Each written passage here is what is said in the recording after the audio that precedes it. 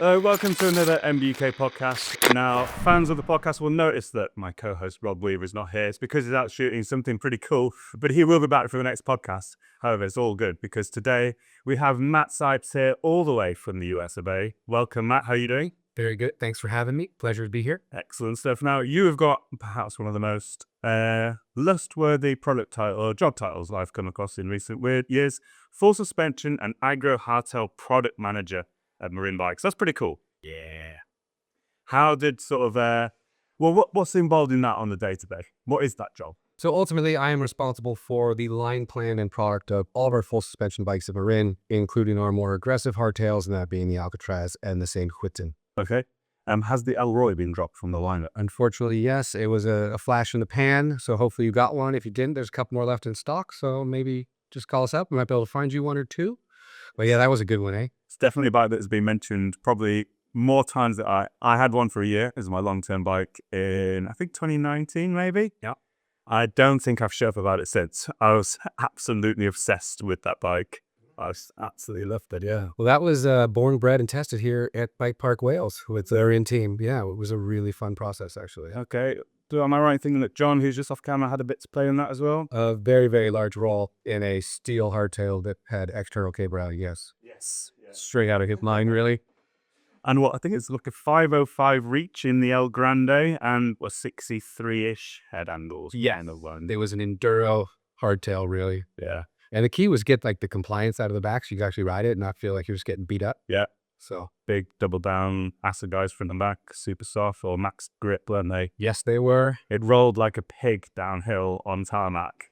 But as soon as it got off road, you could let it loose and it was Yeah, that thing, it was really for one purpose only, and that was to go downhill like a full squishy bike. Yeah. On a steel hardtail. Yeah. So it was a fun one. Yeah, I had a cool. I like that one. Yeah, it has been mentioned on the podcast a few times. My first ever mountain bike, proper mountain bike, was a Pine Mountain a long time ago. So I have a little sort of bit of my heart for Marin. Also, my name Marvin and the RVIM, like Very close. very close by. Nice. So there we go. Okay, so today we've got a lot of questions, obviously, about a little bit about you and how you sort of got into the industry and sort of how you progressed to where you are now. We also want to talk a little bit about the state of the industry because it's an interesting time. And obviously the future mountain bikes, because we are kind of all interested in that. But let's sort of start roughly at the start. You studied manufacturing at school, which I think in England is at uni, manufacturing engineering. Yeah, my official degree is a Bachelor of Science in Manufacturing Technology. I had a minor in Supply Chain and Operations Management. Right, okay. It's a bit of a mouthful. It is a little bit, but you can see where it's going to sort of work for what you're doing. Now, I sort of read somewhere that you said that racing was plan B, but surely plan A is the racing. Like you got into the race C and then... It was plan A until I realized I was too slow to make it. Right. And then I was like, I had a pretty bad crash in 2006. Yeah. Was in a wheelchair for about 4 months and decided, hey, I might need to think about turn plan B into plan A. Yeah. Well, you were quite good at semi-pro? Yeah, so when I was racing, it was more of the Norba stuff. And yeah, so I reached my way up to semi-pro. I did a lot of collegiate racing, which was quite fun. For Chico State, we actually got 5th in the nation in Cat 1, which was really fun. And yeah, I won 2 pro races. Okay. Local. Yeah. But win's a win. Pro's a pro. And quite happy about that. So yeah. And so that was mostly downhill. Were you doing other bits as well? I dabbled in cross country when the team needed points for collegiate, but no, when I was racing downhill, it was strictly, I had a downhill bike and I rode pump track. So the weekends was downhill laps and weeknights were pump tracking. And I had no trail bike. I didn't pedal. I just wanted to go downhill. Okay, we met a few people like that in recent times, yeah.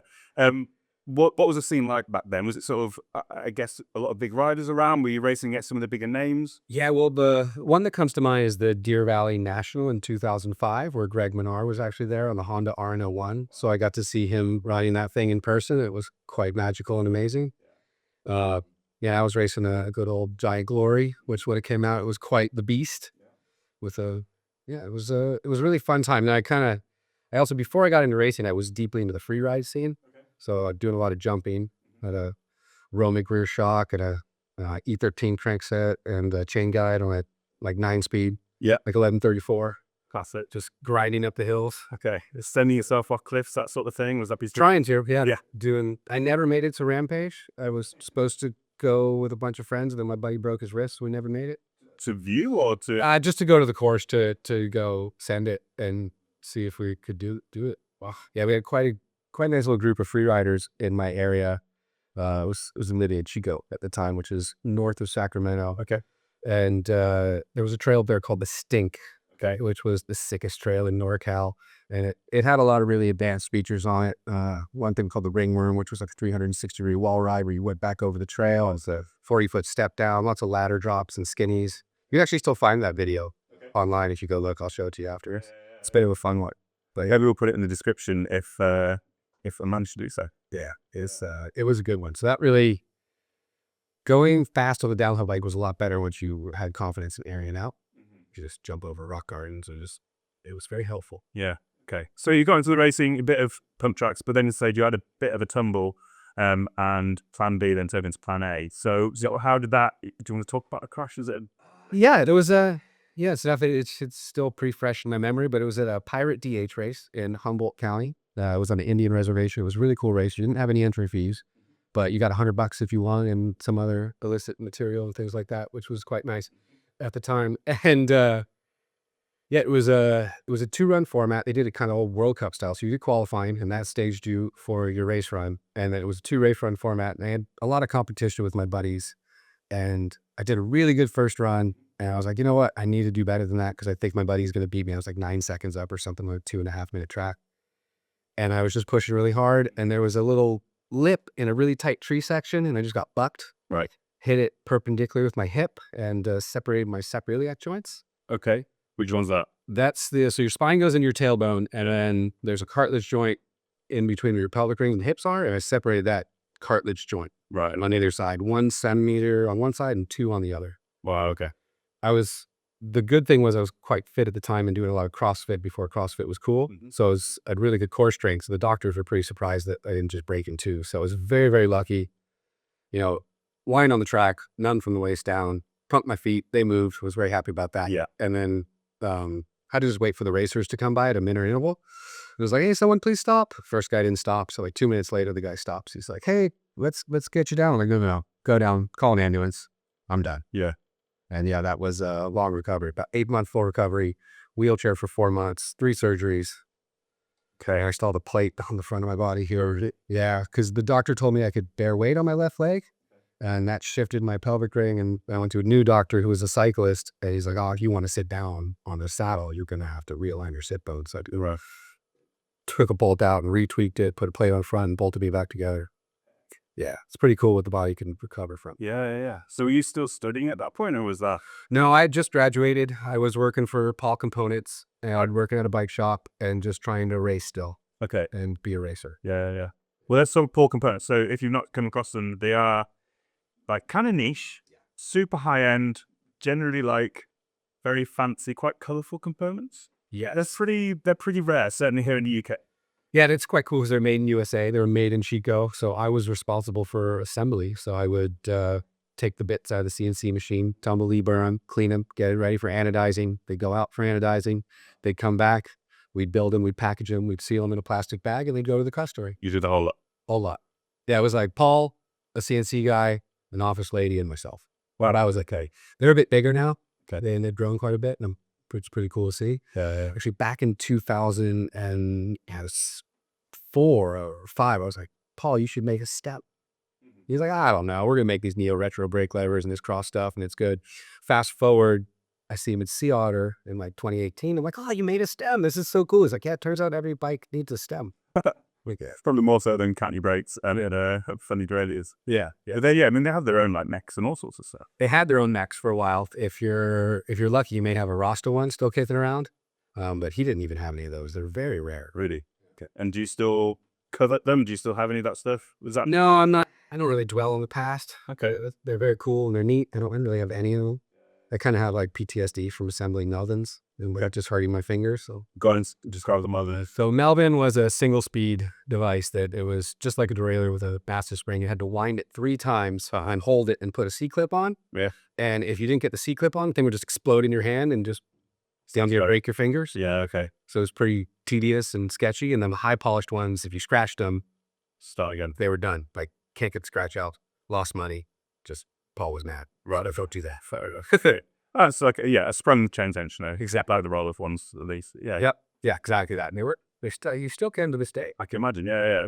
Run them on full sets. Was that the point of it, or it's just They were really doing like single speed conversions on hardtails. yeah? But you could put them on a full sus. They have enough articulation to get through the chain tension, so Interesting. they're pretty cool. Your first proper industry job, though, I guess, was you went straight to Specialized. Is that right? Yeah.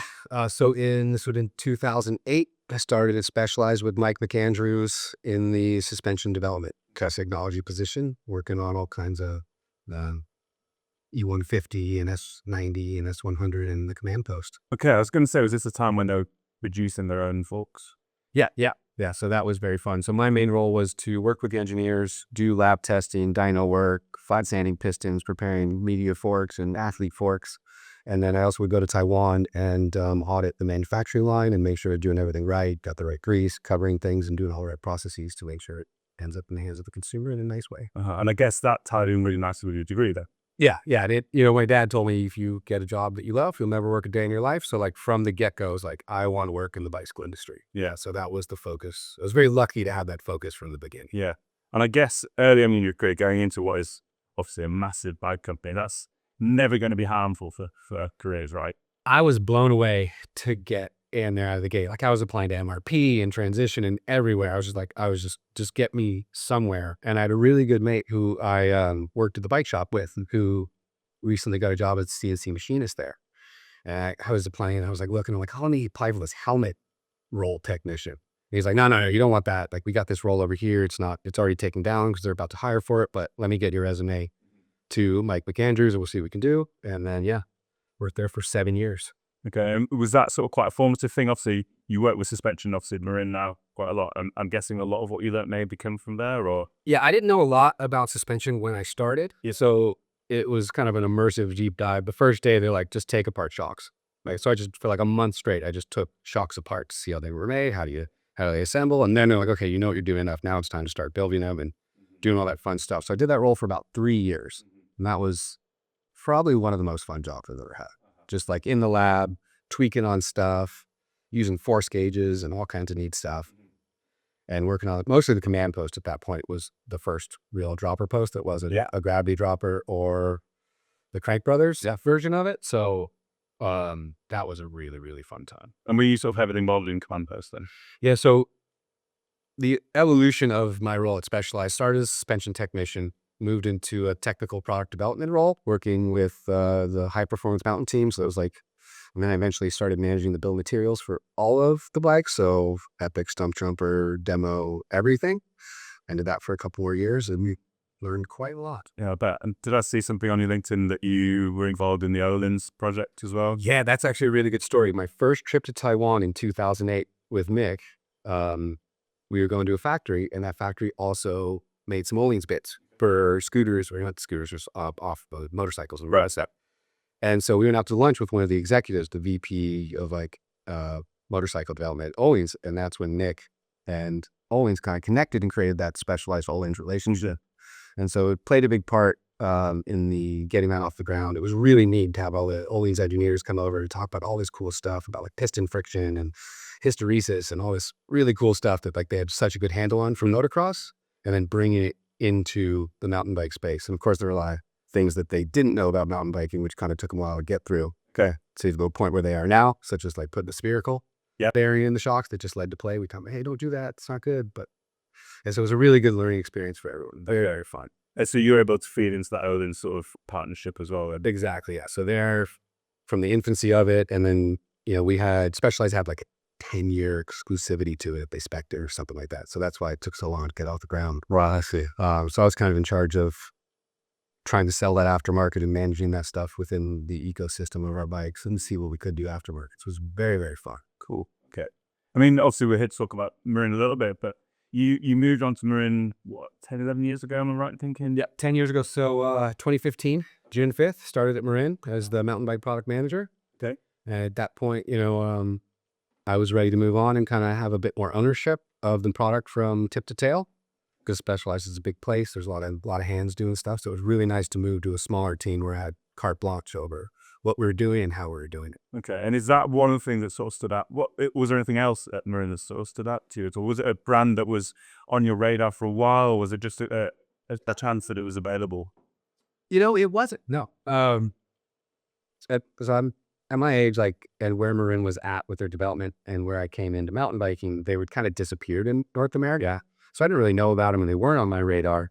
I had a really good friend and colleague who moved to Marin from Specialized, and basically there was an opportunity there where their product manager had left and there was an opening, and the biggest thing, it was local. It was only a couple hours drive from my house. Okay. So it's still in California, which relocating is kind of a pain. Yeah. And just looking for opportunity, and that was the opportunity that was open. So that was product manager for the specific line, or? That was full on mountain bikes. So at that point, I had all of our recreational hardtails to our full suspension bikes. We were not doing e-bikes at that time, so it was a bit less intensive on the workload. And then through the couple of years, I was able to focus on the full suspension mountain bikes and the agro hardtails, which was very nice. That is sort of that's your background. That's sort of what you're interested in. So did you play around with, the commuter bikes, the kids' bikes, that sort of thing as well? No, we have Aaron Abrams, the director of product, who manages those bikes. He's very, very good at it. He grew up in a bike shop. He lives and breathes all this stuff. He's so good at it, there was no need for me to even touch it. Right. But I was hired for one thing, he was doing another, and it works out very well. Yeah. And what were the bikes that were floating around at that time when you started? So that would have been like the Attack Trail, the Mountain Vision, the Rift Zone, which we still have. Yeah. I came on board when we did the nailed suspension system. Is that? Yeah, with which was a very nicely performing system, but had some nuances that made it difficult commercially. But that was a really fun time because that thing was pretty much baked and done. I got to pick colors and pick specs. Right. Okay. And be the face of it. So yeah, that was interesting. Yeah. Can we talk about that a little bit? Because obviously it was a unique system that I think you guys, and I guess Polygon as well, had it. Yeah. Right. Can you explain? Because it didn't burn. No. So I guess to explain that fully, Daryl Ross was the brain behind that, and he has his own company called Nailed. At that point, he had partnered with Polygon and Marin to each build their own versions of the React to Play system, which is the 6-bar slider mechanism that's very nicely referred to by our UK team as the Anteater. Okay. This is kind of looked over, but it was really cool. I had the big slider with the 48 mil stanchion, which was a moto tube, basically, so you could maintenance really easy.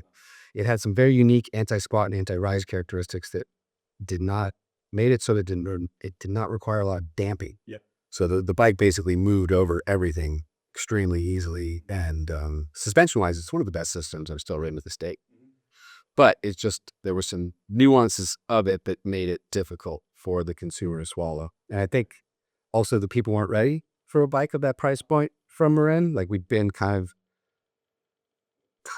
not doing a lot of amazing stuff, quite frankly. Okay. And then we came out and people were like, oh, that's cool, but I haven't seen them in a while. I don't know. I'm not sure if I'm ready to go. Sure.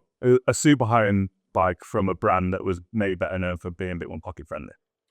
Well, at that time, we really weren't. We had not established our performance to value proposition. Sure. That came at the same time in what is now the Rift Zone chassis, which is our multi-track. Yeah. Which focuses on simplicity, but at the same time performance, so that we have the value of a nice price. Sure. Was it exciting though to be able to come into a company and it was doing something like Nail? I guess that must be a proposition that you're sort of looking for, exciting to be involved with. Like any bike nerd, new, exciting, and advancing technology. Yeah. Awesome. So that was really, really cool. And it was great to be a part of it. I learned a lot with that system. But at the same time, we wanted to do an entry-level bike, and that's where the multi-track came in. So it was really neat attacking it from both sides. You have the high-end, super zooey, extremely heavily engineered, and then sticking with something we know. Yeah. And we understand, can ride extremely well. And what's funny is the React to Play bikes didn't really do so good, but the multi-track stuff really hit a chord and helped establish the performance and value proposition that Marin brings to the table today. Cool. Well, that's kind of where I want to sort of maybe focus the next sort of 10 minutes is, the bike development. So what was the first bike that you saw from inception to market? The one, what was your first true little Marin baby? That would have been what was originally called the Hawk Hill, which we cannot use that name for legal reasons, so turned to the Rift Zone. Right. Okay. So Talk us through that sort of project. Where did it start? How did you sort of come in to do it? So the sales team came to me and said, Matt, we want an opening price point, full suspension bike that really rocks. And I said, okay, let's do this. So we took something we knew, which was a single pivot, multi-linkage bike, faux bar, and make that into a great 120 mil travel trail bike. And that's really started as a 27.5, which is kind of backwards if you look at the wheel size thing back in the day. But the real goal was geometry and kinematics are essentially free. Yeah. If we build that into the opening price point bike and bring it down as far as we can so every rider can enjoy it, this is a good thing for everybody. And I think that's one of the most rewarding things is to, everyone who has a lot of money can go buy a nice bike, but I want people who don't have a ton of money to spend on a bike to experience what a good bike ride's like. Yeah. And that is probably the most rewarding thing about Marin is bringing bikes to the table that achieve that without breaking the bank. Yeah. And at the same time I started working Marin, I bought a house and did all this stuff and became an adult. I was like, wow, life is really expensive. I can't afford things. It'd be really good to make bikes that are a little more achievable for people. Yeah.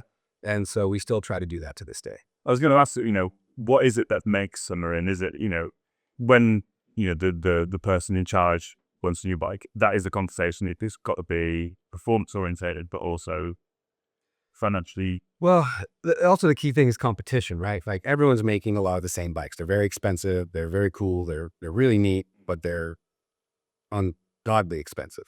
Like I have a fundamental problem with a bike that has, 6 figures in it or five figures in it. I should say there's no 6-figure bike yet. Let's hope we never get that. But these 5-figure bikes were really I couldn't afford them myself. I'd never be able to afford them. And what do people do who want a great bike, but don't have that kind of cash to drop? Yeah. And that was the catalyst for everything that we do now. Mm-hmm. Is there a particular sort of ride feel that you guys are looking for, right? Well, we break it down by ride experience. And so there's trail bikes, there's enduro bikes, there's downhill bikes. What is that rider actually looking for? How do they ride the bike? How do they interact with bike? And what are their needs for the bike? And with any suspension bike, we really break down the performance into 3 categories, and that's specifically the rear end. We're talking bump absorption and pedal efficiency, mid-stroke support, so you can actually use the right amount of travel when you need it and be playful and push off a berm and bunny hop and do all the stuff we want to do and have good control of your bike and chassis balance. And then 3 is the ending stroke, which is bottom out support. And this is something I learned from Olings is if you're going through your travel and you're at the end of it and you hit another bump, you're not going to have a good time because you're going to eject, you're going to press, and your bike's going to go to the woods and you're going to end up with a broken sacrum. So that is really what we're all about. We're all about making a bike that performs extremely well with respecting the suspension, how the kinematics work with the shock, how the shocking leverage ratio and motion ratio work with the fork, what that means for the total bike package. And for us, chassis balance is key. And when you say chassis balance? The balance of the bike front to back and making sure the fork, shock are working in unison and not fighting each other. Okay. So compressing at a similar rate and... Exactly. Not doing anything funny. And the biggest thing that I've learned throughout my years, and I learned this from the motocross side of things, because Mike McAndrews used to be Jeff Ward's mechanic back in the day, is if you have a bike that you know what it will do every time, you can ride it. It's when your bike does something funny is when you're going to crash or do something weird. So we really try to make bikes that are predictable and stable and really they're like your old mate. You can just get on with them and have a good time. Yeah. Is that something that you say then separates a lot of Marin bikes from some of the competition then? I like to think so. I mean, everyone does a really good job, and I hate saying that someone doesn't do something well because everyone works very hard to make good bikes. But I like to think that the details that we pay attention to are the details that matter when you're on the trail, trying to enjoy the trail and just go fast or just pop a wheelie or jump a jump or whatever you're doing. So we try to think about those riders and make sure that bike is delivering what that rider's looking for. If you have bikes that span the price ranges from entry level all the way up to, fairly high-end bikes, do you have a different assessment of what the rider's requirements are at different price points, or is it mostly just travel that you're thinking about? I do, regardless of your price point, you have the same requirements. You want your bike to ride efficient, you want it to be smooth, you want some cool bits on it, you want it to look good. And so we do try to respect that at every level. It gets much more difficult as we get down in price ranges to achieve that. And that's where the magic is where the rubber meets the road. Because I guess in those instances, you're relying effectively on third parties to produce components that perform well enough for your desires for the bike, but to a price point. Yeah. So when we're talking about the entry level price point, we have a great relationship with the Extrusion guys. Yeah. That's actually a lot where I would go in my previous job and go visit and go see them. And so I have a really good understanding of what they do and what they bring to the table. We have a lot of metal parts in their suspension, which is very nice.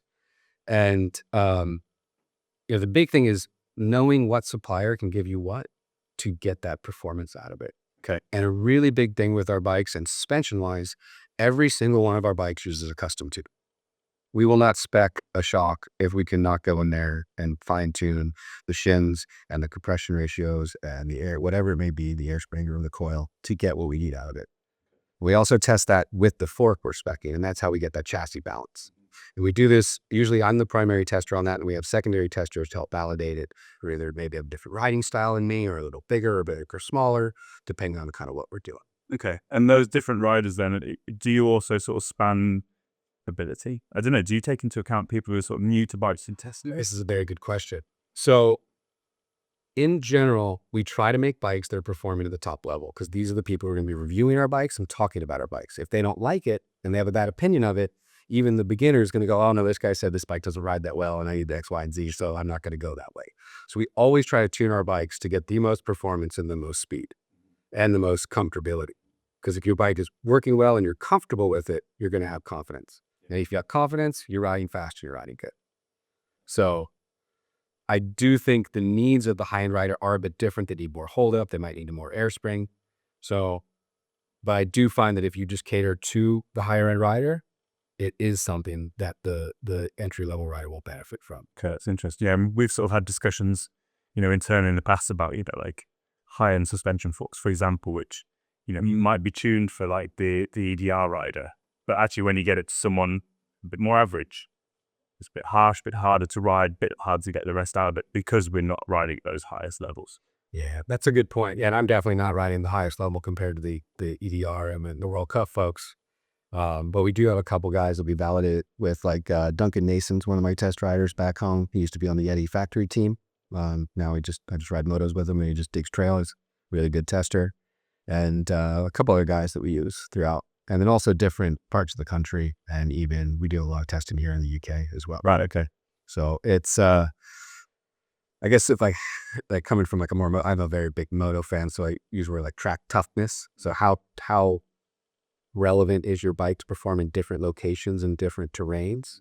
And we try to make sure that our bikes, once we set that tune, validated in other locations, rocks, roots, not just in California where it's dry and rusty, try to do it a bit everywhere so it meets the needs of the lower ride. Yes, like I said with the Elroy, backpack whales. Exactly. No, steepy. Know who you're trying to sell to and cater to those riders. Sure, okay. So you said a minute ago that you worked a lot with X-Fusion and you appreciate sort of the metal internals, for example. I think one thing I've sort of noticed over the years with Marin bikes is that often the component choices on there aren't maybe the most mainstream brands, which is, it's really interesting, I guess. There's drivetrains on there from people who aren't strong as Shimano. There's tires from the likes of VS, certainly in the past. Is that something that you guys... Well, that comes down to part just, one, their product's great and we like it. And two, we have a very good relationship with some of these people. For example, the V-Tire team. I don't know if you had a chance the pleasure of meeting Bike, the gentleman who runs it.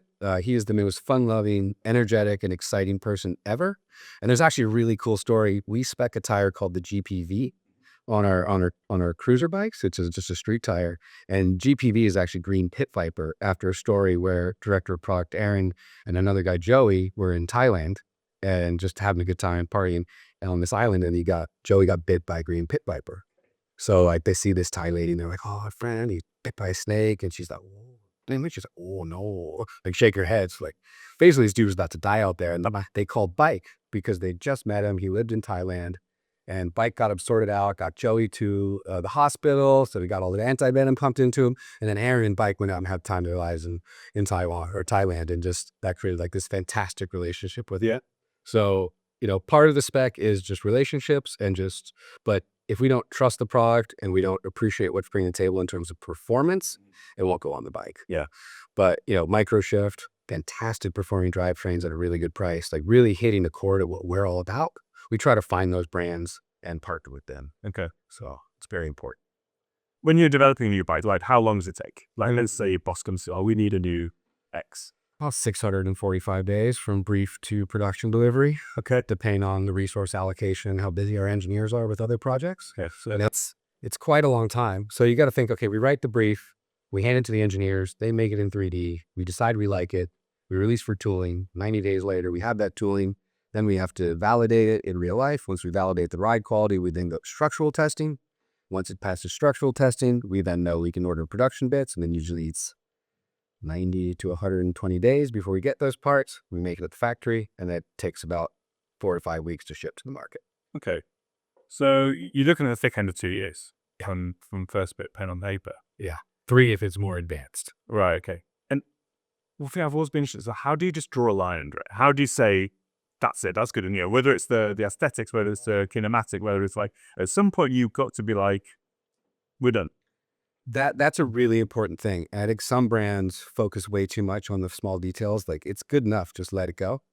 And one thing I learned in school in manufacturing is you only want to make a bike or a product as engineers as well as it needs to be to serve the function of the product. Okay. Anything more than that is just wasteful. Right? You're adding cost to a bike erroneously for no reason. Or maybe there's a reason and you'll eat 2% out, but is that extra cost really worth it? It's a very fine line. And most often we're limited by our timelines and when we need to get a bike to market. For instance, like if we don't have a bike that's past structural testing now, you won't see it next year because it just won't be ready in time. Right. So there is a bit of old man time chasing down and defining that for you. Okay. But the nice thing, one thing I learned early on in product is you can't give everything in 1 year. You gotta trickle it because I gotta deliver something every year. Yeah. So that's a challenge. Yeah. I mean, that was kind of ties into my next question a little bit, but you're saying that if it's not in structural testing now, it's not coming out next year. Who's defined it's got to come out next year? Why does it matter? But That would mostly be the salespeople getting mad at us, be like, I need this bike, you suck, why don't you deliver it? And we're like, hey, calm down, like we got to get it right. So it's just a function of hitting the timing correctly. Okay. And that really comes down to at least high performance bicycles. When's RockShox? When Fox? When does Shimano? When does SRAM come out in bits? Because the last thing we want to do is come out with a new bike and then have an obsolete part. Showing the customer doesn't want it, or the bike shop's like, oh man, why are you guys so bad at your job? yeah. So the timing of new products is quite important at the high end to make sure that we're always relevant with the latest and greatest bits. So what you kind of hinting at is that there is big bike. It was sort of defining when people bring stuff out. Yeah, and that's a big thing. Like when I go to meetings with SRAM and Shimano, I'm like, please, like, can you just launch something in the first quarter and then it's good for all in summer?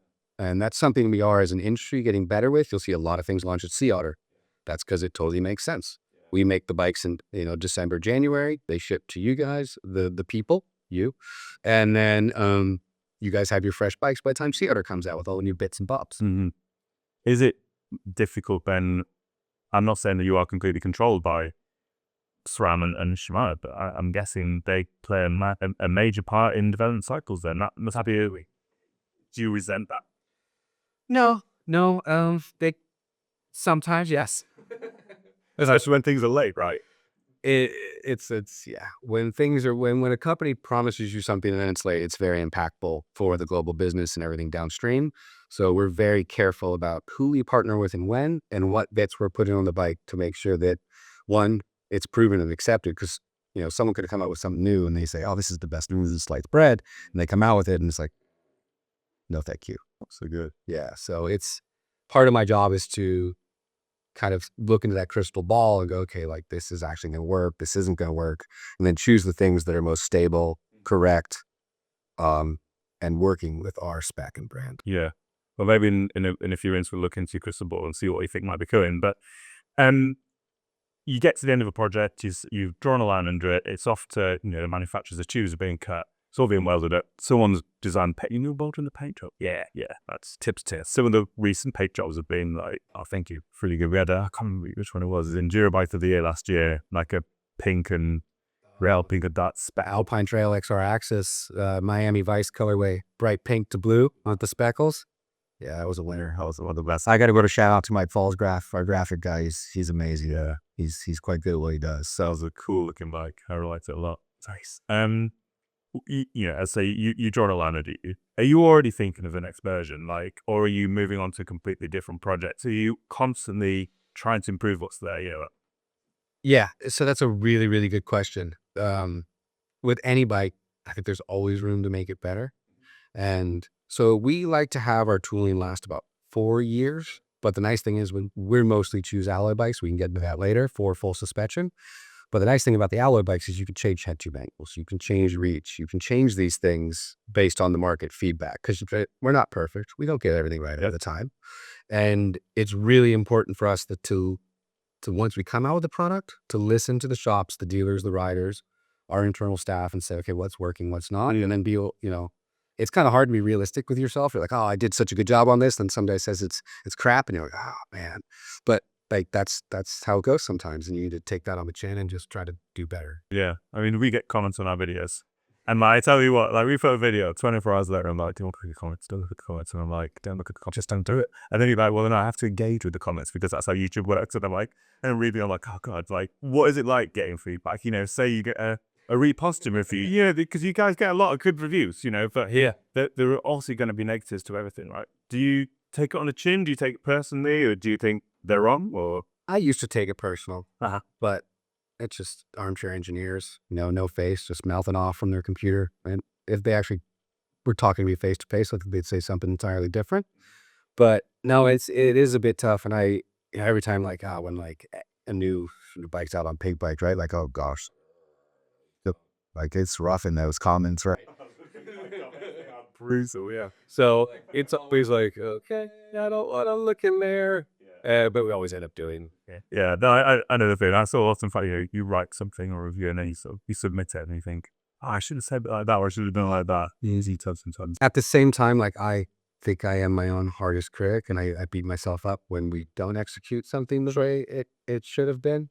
And the worst thing, and I really hate it, is if we make a mistake and it's affecting some guy who spent or gal who spent their hard-earned money on their bike and they're having a problem, like that really sucks. And that hurts more than any comment is when we mess up and it's affecting our riders. So we really try to, if we do make a mistake, we own it, try to fix it up.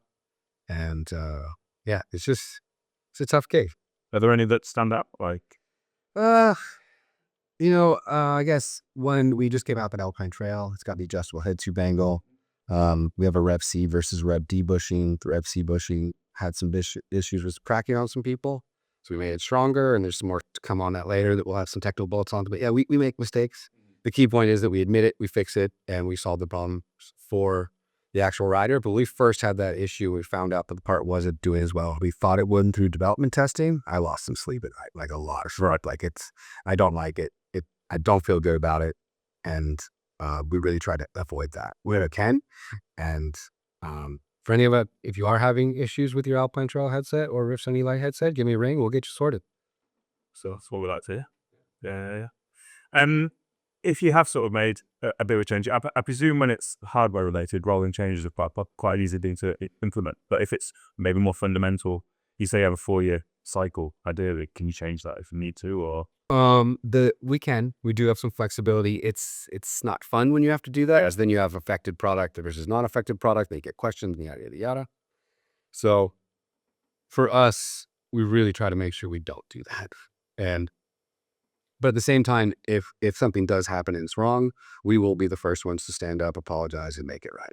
And I think I was talking to the team earlier, and it's, everyone makes mistakes. It's how you fix and handle those mistakes that matters. And we try to be a brand that respects our riders and will do the right thing for them no matter what. Yeah. See, that's super important. You have quite a strong dealer network, it seems. Certainly, maybe I speak just for the Southwest, but you see a lot of shops carrying Marin. You see, actually, I was out the other day in, what was around here? It says Barry Sidings Trails, which is like a little sort of country park woodland in South Wales. And there was just Marin after Marin. A lot of kids' bikes, actually, which was really cool. There's a lot of entry-level bikes as well as families out and about. But I was thinking, it's got to be a Marin dealer around here somewhere. Yeah, we have a great sales team in all of our markets. Australia is the only place we don't use dealers. We use bikes online there to sell direct to consumer. But every other market is brick and mortar, IMED. And it's really important for us to support those people that are supporting locally. Right. And we thank you if you are a Marin dealer. We appreciate your support. and hopefully you like us and we're doing right by you. But I think fundamentally throughout the whole entire organization, our mantra is kind of make for fun, and we don't try not to take ourselves too seriously. Yeah. And unlike other brands, we're not making our bike shops carry every bike we make. We realize they're not going to sell it. And if you can't sell the bike to your end customer, your value chain is not completed, and therefore our value chain is not complete. So I think that's really important. I think our dealers appreciate that we respect them. We respect them to run their business the way they need to do it. We just have the products that help them do so. Okay.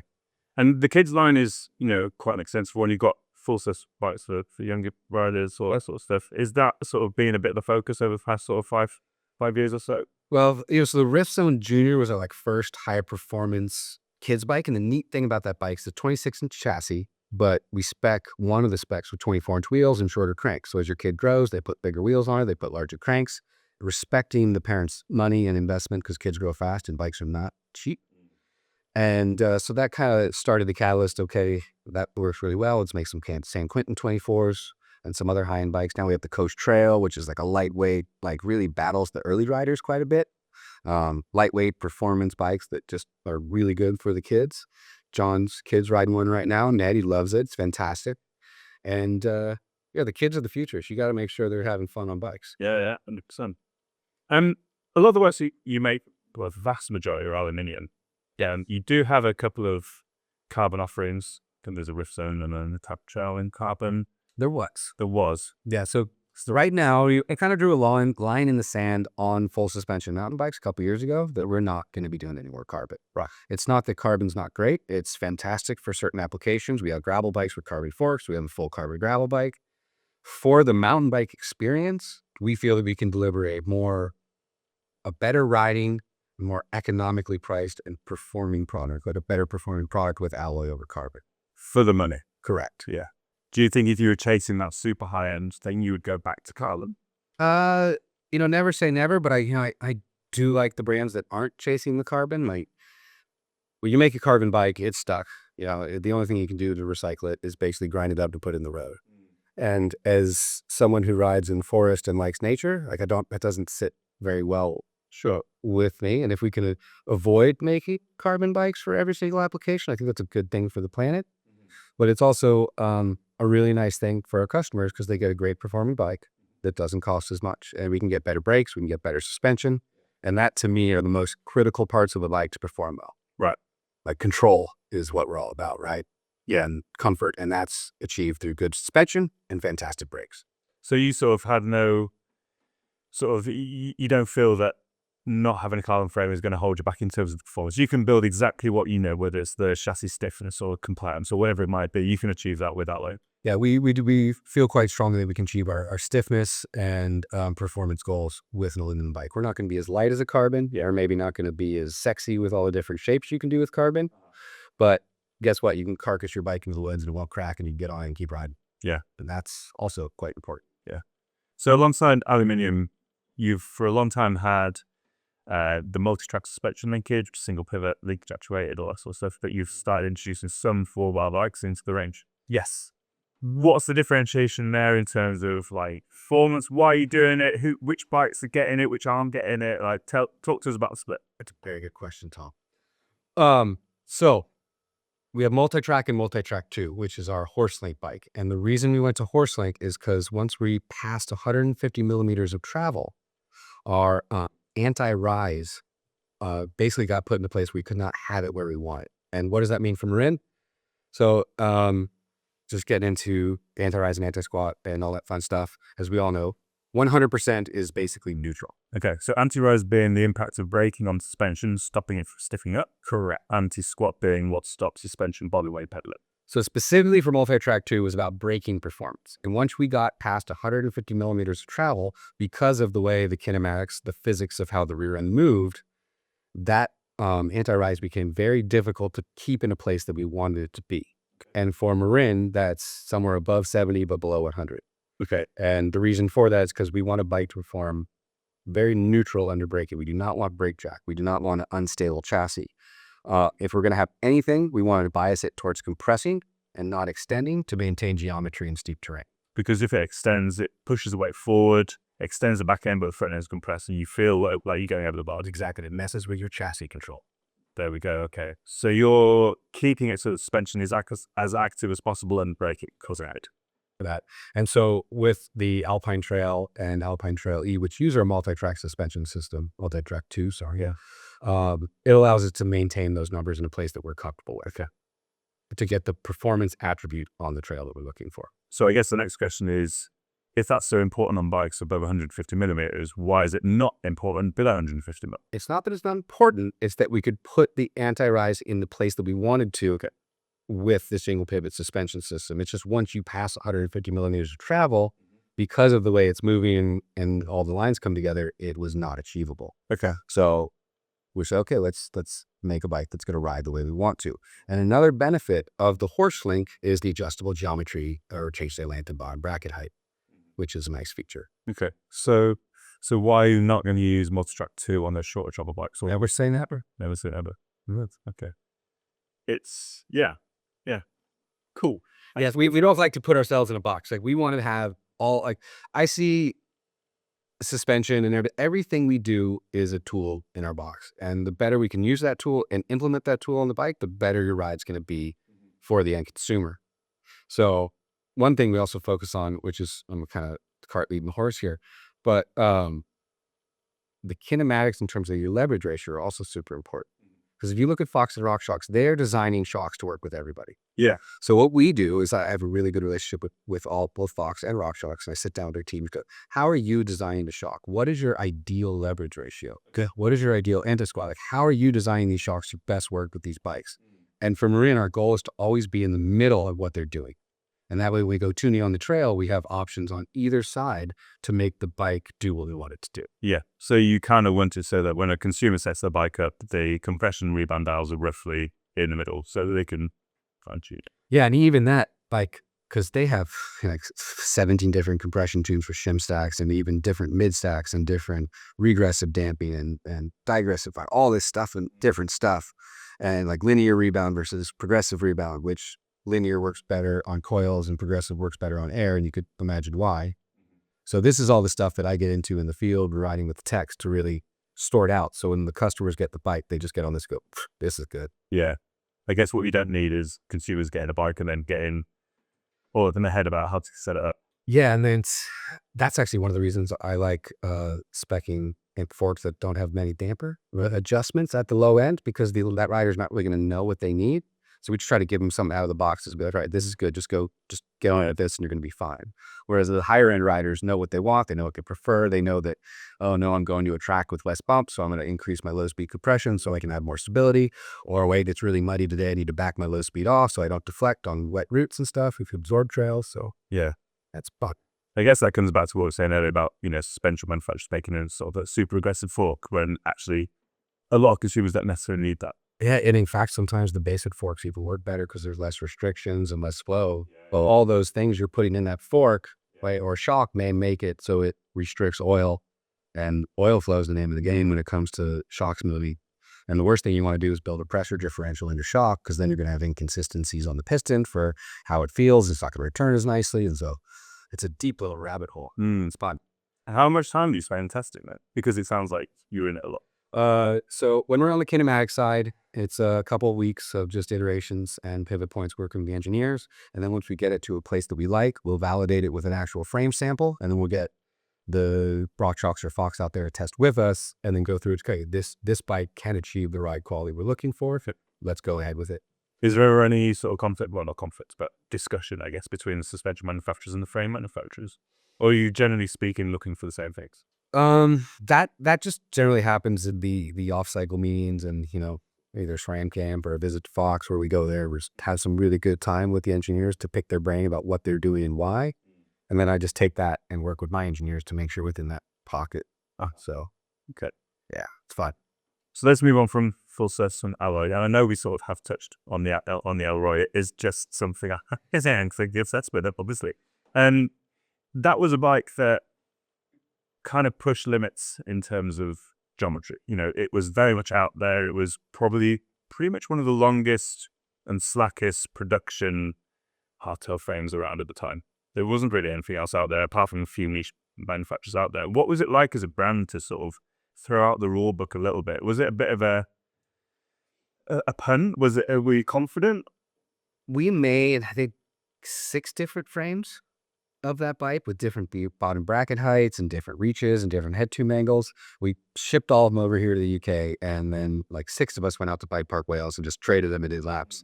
And then through that feedback, we kind of just, without really, like it ended up where it ended up based on the feedback of the riders. Look, this is really good. This works well. Like this handles really nicely in this corner. It was really nice to the bumps, and this head tube angle allowed me to really hunt and chase through the berms. And so that's kind of how we ended up on that one. And, I coming from a downhill side of things, I like very slack bikes. Yeah. I like very stable bikes, but it also has to be playful and fun. And I also did the little dirt jumping back in the day. So you got to be able to air it out. One of my favorite slogans, when in doubt, air it out. And it was really important for that bike to do all that stuff. And just through testing with the team is where that geometry ended up. So, I wouldn't have really considered we were pushing the limits at that time. We were just making a bike that was correct for the intended use. Okay. It's kind of how it ended up. Have you learned anything from that? I guess because if you look at your range now, like I'm not saying that they're conservative in any way, shape, or form, but we're not talking geometry on numbers, for example. Yeah. It's really important that a bike rides well, but not be too extreme. Like, I've ridden some Geomtrons. They're very good in certain situations and for certain riders, but for every rider, they're not great. And I think the geometry is in a really good place right now. I do wish we'd go back to longer offset forks, though. Like, I really like longer offset forks. I'm kind of mad that we don't use those often because I think head tube angles have gotten a bit too slack. Okay. So we need to reduce the trail a little bit. Exactly. So, yeah, it's we're always taking what we know and trying to challenge that to make something better. But at the same time, there are things that just work. Like, I think that's why you see our geometry where it's at now. Yeah. So you're sort of pretty happy sticking with where we're at. I think we're in a nice place. There are some fun things we have up our sleeves to address some questions that we're not answering right now, but that's more future stuff, which you'll see a ways out. But I'll ask you about that in a minute. The last sort of few years have been disruptive or challenging, I think it's probably fair for the bike industry. COVID, came in, everyone's like, oh God, we're screwed. And then absolutely everyone wanted to buy bikes. A great time. And, the sort of fallout from that has been a massive drop in demand, all this sort of stuff. From an industry point of view first, what are you seeing going on now at the moment? Are there signs of recovery? Is it still tough? Are we going to sort of see more people leave the market? Sadly, we're going to see growths.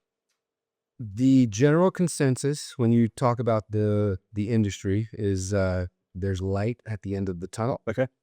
And I think, when you have such highs, you're going to experience some lows.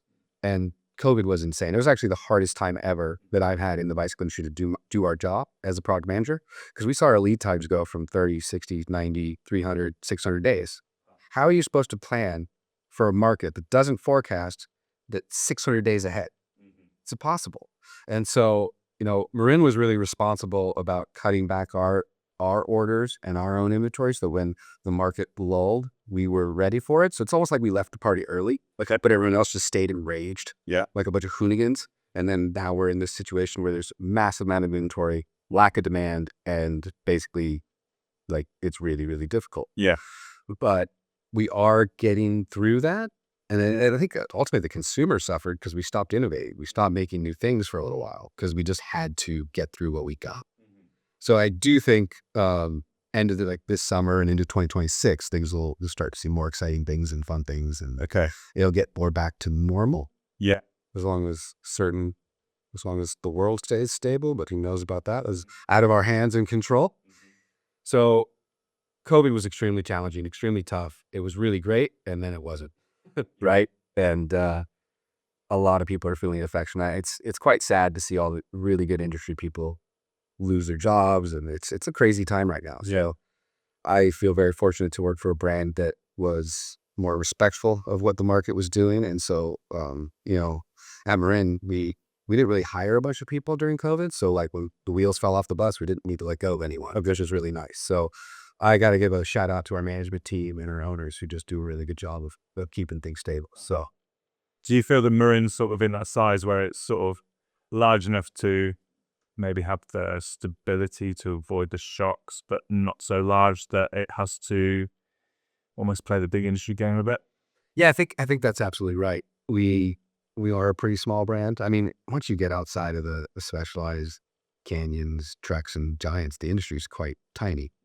And I think Marin is in a very nice place. So I think we're like one of the smallest brands that actually has a full line of bikes. I mean, from kids bikes to city bikes to cruiser bikes. It's like we have 487 SKUs in our line right now. Okay. So which is quite a lot to be managed by two people. But both Anne and myself, we like to think we're quite good at what we do. And we also have good support of our management team, our sales teams to just operate at a level that allows us to be who we are and not get too big and, not stress too much if we're missing something. Do you have sort of a bit more flexibility, do you think, than the bigger brands might have? Can you react quicker? I do think that is one of our strongest traits is because of our small and flexible team. We are fully integrated. We do have factory behind us. So we may seem small, but we have quite a lot of resources behind the curtain that, we don't talk about too much. So When you say a factory behind you, what? yeah, basically, I hope I get in trouble for this, but basically the owner of who owns Marin also has an assembly factory and a frame factory. That probably helps. So it's like same pants, different pocket. But because of that, we're stronger, we're more agile, we're more vertically integrated. And because of that, it's a good strength for us. Yeah. And I think that's part of the reason we toned back at the right time, because not only worrying about what the bikes in our warehouse in market, but also the parts in our warehouse at our assembly factory. And what that means, because it gets a little crazy. Bikes are expensive, but it's a lot of carrying costs. Yeah. So it's still in a bit of a COVID time, sounds. There's obviously still some overstocking going on, but there is some retubes hopefully coming through. Where do you sort of see the market heading in the next sort of 5 years? E-bikes are clearly sort of quite a thing going on at the moment. I love e-bikes. You're a big fan? Big fan. Do you think that we are heading towards a market where they are the dominant form of certainly the higher end, the mountain bike? Or I don't see how they couldn't be. okay, Maybe for us, our age, we like pedal bikes, but I'd look at a kid playing in the street with his iPhone on his little electric scooter. Is that person even going to want to pedal an analog bike when they're older? My thoughts say no. And quite frankly, with all the innovation and convergence of lightweight and full power coming together with DJI really shaking it up, like 5 years from now, e-bikes are going to be pretty spelt and cool and light. Yeah. It's going to be pretty neat. And I just like it because it turns the ride into a big party instead of just trying to like bash your friend to oblivion. You can actually have a little chat up the hill and you could ride together. My wife and I ride together now, whereas we didn't before. She just hated me just riding away. And she's like, I want to ride with you. It's not fun. So it really has brought the community back into cycling in a way. And I really like that. Okay. That's interesting. Yeah. I mean, the US has slightly different rules to what we have over here. Yes. And do you see sort of it being a sort of a flashpoint, a point of conflict at times? I think that anything in America is a flashpoint right now. People just need to calm down and worry about their own business. But if you take a regular bike with 85 or 100 Newton meters and 700 watts, yes, it is powerful. No, it is not a motorcycle. You're still fundamentally like riding uphill. And frankly, e-biking has made me a better trail user. I'll pull over, I'll stop, like, come on down, it's fine. I don't need to worry about, grinding up this hill or waiting. So for me, it's maybe a better trail user for hikers and equestrians because I'm just like, yeah, it's good. Yeah, don't worry about it. Happy days, move along. And there's some areas where it's not allowed and some areas where it is. And, eventually it'll all smooth out. So I think the biggest risk is if we start making drive units and motors that violate rules and piss off governments and create conflicts. Yeah. Like I was riding the DJI on Super Boost up a hill in San Luis Obispo and damn near had a head on. It's like, okay, this is really dangerous. Like I need to be responsible as a user to not put other users in harm. And I think if everyone starts thinking like that, everything's going to be okay. I guess, do you think people thinking like that comes from having a level of experience and sort of the unwritten rules, I think parts for me is my age. Like I'm over 40. So like I think more about other people more so than I did when I was younger. But yeah, I think it's all about respect and just knowing what you should and shouldn't do and doing it right place in the right time, I suppose. Well, let's do with e-bikes because you almost sort of kiboshed my question talking there about full fat and SL and all that stuff. Because, if you look a few years ago, there were two camps. There was SL bikes and there was full power e-bikes. Now those lines are sort of definitely being blurred. There's products out there which, we're getting lightweight batteries, we're getting motors that only weigh 2 kilos. Where do you sort of see things being in a couple of years' time? Are we going to suck off the SL e-bike? Are we going to have 26 kilo, 27 kilo e-bikes? I rode a Ripstone EL in the forest of Dean. I don't ride that bike at home very often because we've got steep hills. We just want turbo all the time. And I had a fantastic ride on it. It's lighter than a full power, at least for us. We're not making crazy light full power bikes yet. But I think ultimately there is a place for them now, but I do think in 5 years, they're just going to be an e-bike in a certain form factor. And depending on what you want to do, you just fine tune it for your ride. If you want to depower it, run the lower mode. We're fine. Yeah. So for us and Marin, where a full power and lightweight's at right now, but ultimately the goal is to have one bike that can kind of do a bit of everything and solve for everything. Like I would love it if my full power e-bike was a little lighter, but at the same time, I also really love and respect the weight of my e-bike because it's so planted and has the best traction in the world. Especially when you get back on the analog bike, you're just deflecting off of everything and you have no controller. And I'd like some weight back. And there's a reason why downhillers are putting kilos on their bottom bracket and all this stuff. Weight in the right place is a good thing. Yeah. Yeah. That's it. Do you ever consider that when you're sort of designing bikes? Yes. Okay. Yes. Center of gravity, of the system, center of gravity, of the rider and the system together are all something we pay attention to and look at. Do you foresee a time when weights might become just an aftermarket part of the game? I think fundamentally mountain bikers are weight weenies. So no, at some point, weight's always going to be a discussion point. But I think we are going to find a sweet spot of what that weight should be for each style of riding. Sure. Okay. Let's talk trail bikes, because there was a time a few years ago where we had cross-country bikes, we had down-country bikes, we had short little travel bikes, we had the all-mountain bike, the enduro bike, maybe super enduro bike, but downhill bike. Yes. I don't think anyone will be particularly sad if that sort of 7 bike lineup shrunk. I used to like the way that the UK used to talk about bikes. Bike class is 140 bike, this is a 150 bike. That was more simple times. I do think so. So we can just throw downcountry in the garbage can, please and thank you. Okay. There's XC bikes. That's what I was getting at, right? And XC race is now aggressive as all hell. I would not want to ride these tracks on the bikes they're riding. These guys are savages. And then for me, it's XC, trail, enduro, and downhill. Okay. And downhill to me is park if you're not racing. Okay. Yeah. Right. And with them, you go to Whistler, not everyone's racing. You need a park like that. If you're racing World Cups, go get yourself some 210 travel, chainstay adjustable superstar bike that is out there and is made by the people who are racing World Cups, and they make some sweet rigs. Yeah. But if you just want to go be like Matt Jones and just go huck your meat, get yourself quick.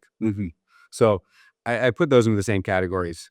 And and then also you got to talk about e-bikes. What about the e-bike categories? You got a trail e-bike, you got a enduro e-bike, yada. So ultimately for us, trail is kind of the meat and potatoes of where we should be and what we should be delivering to, because that's what most people should be riding. Yeah. But it's good to have different flavors of different bikes. But I do think we need to be smart and not make it overlap too much. This bike does this bike does this, Yeah. this bike does this. What's the reality on the ground though? I mean, I've always sort of thought most people should be riding a 130, 140 nor bike here in the UK because they work everywhere and X, Y, and Z. Yeah. It doesn't sell though, does it? People want a big bike. That's because people. Why do people want a big bike? I think the idea of what you want to do is more appealing than what you actually do. So people buy what they want to do, not what they're actually doing. And I think that's why we see so many people over biking. But you guys have an interesting thing here where everyone goes to the Alps and Morzine and does all that stuff. In the States, that's not really a thing. If you live in Florida, you should not have an enduro bike. If you live in the middle of the U.S., you should not have an enduro bike. You should have and really an XC race bike is probably best for most of the people who live in flat. If you live in Deutschland, right? And so you live in the north where it's flat, you shouldn't have an enduro bike. Maybe just give it, So, but that's not what people are buying there, because they want something that the excitement of doing something different literally in their head. And when it comes to e-bikes, it feels like that lineup could be much shorter. Yeah, well, if you have a motor, why have less travel? Well, it doesn't. These XC e-bikes make no sense to me. Okay. So the lightweight, short travel, Yeah, like, I have an e-bike that has less than 140 millimeters of travel. What is the point? Yeah. What do you think the next big thing a mountain bike is going to say? Because we had e-bikes, we've had downpinger bikes. What's coming next? What's crying out for, maybe an area that's crying out for improvement or development? What doesn't work, maybe? That's a good question. I think the biggest area we need to figure out is tires and wheels. Okay. Because I hate punctures and inserts are a bit of a mess. Like, I ride a lot of motorbikes and I got loose bibs in that. I haven't checked tire pressure in a year. It's fantastic. Huh. I wish we get to something like that where, like, you just put tires on and they run and they're light and they're durable and they have the right feeling on the trail, but you're not just like chasing all these issues. It's not just such a pain in the ass. Okay. Do you know what annoys me? I find it really annoying that I have to seal my, I don't know, $2,000 wheel set and a £100 tire. I have to seal it with sellotape. I've wanted to it. Come on. Yeah. Yeah. Well, like, Mavic had those rims that have holes drilled in for a while. Like, what happened to that? That was ace. That was like, where's that at? Yeah. And the worst thing is, like, being Whistler and you case a jump and your nipples go through your tape and all of a sudden your tubeless is gone. Yeah. Like, that's not a good solution. So I don't know. There's some room. There's some work to be done there. And in terms of Marin, what are you guys looking at in the future? What could we see?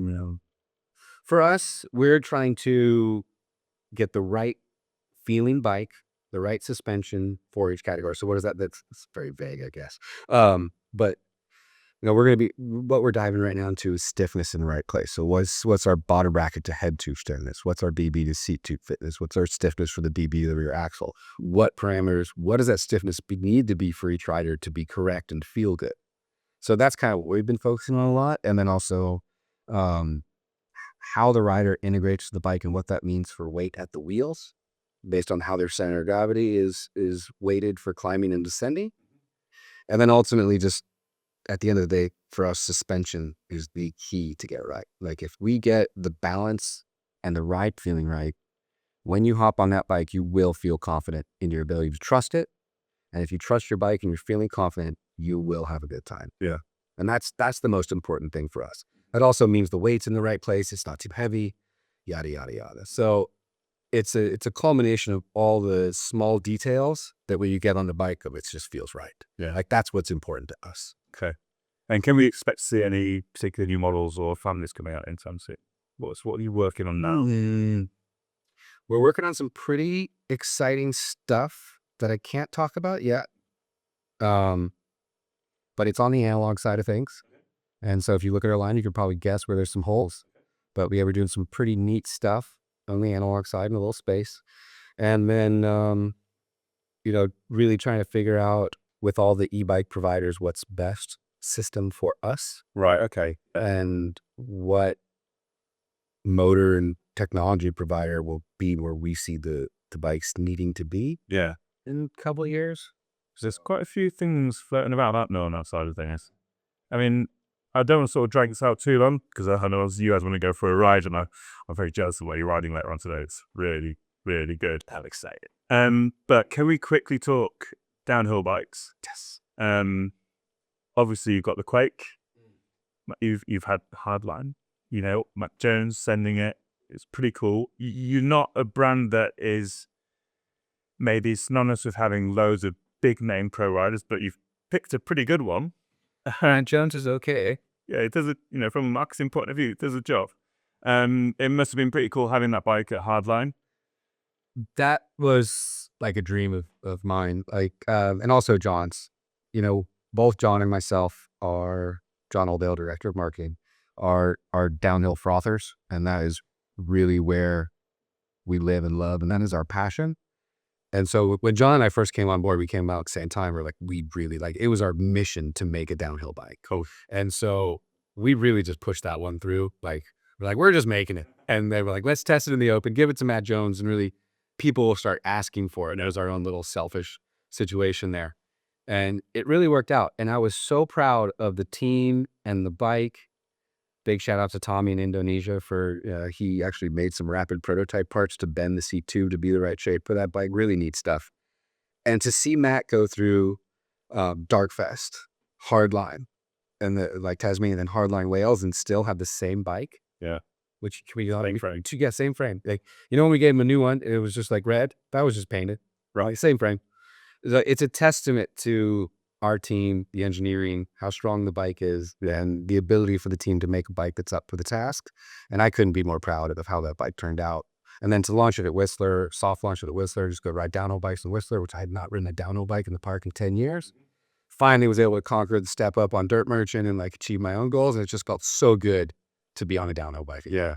And so, yeah, it's just really a selfish pursuit. Yeah. No. I just wanted to make the bike we want. Hey, that's part of it. That's why you do it, right? Exactly. Do you want to check a gearbox in there? That would be interesting. That new Fox patent's quite nice. I need to talk to those boys a little bit more. That would be pretty interesting. But I don't know. It'd be nice.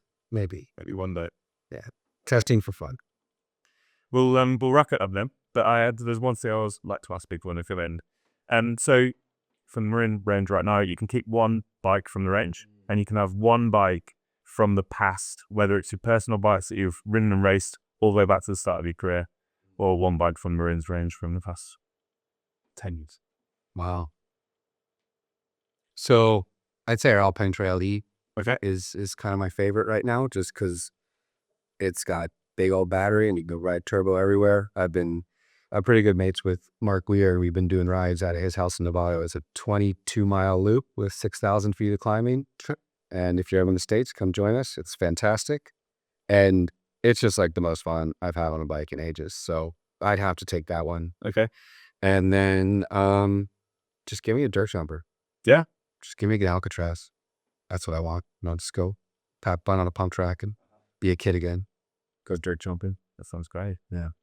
Lovely stuff. All right, Matt. Thanks ever so much for coming all the way. I'm not going to say you came all the way from US just for the podcast. John also, yeah, just for us. We really appreciate your time. Really interesting chat. Thanks so much for all your insight. We really, really appreciate it. Of course, thanks as well to John over there. Thanks to Marin for sponsoring this episode of the MBUK Podcast. We'll be back with more episodes soon. But if you want to see a video where we chatted to another industry stalwart, we had Chris Porter in a few weeks ago.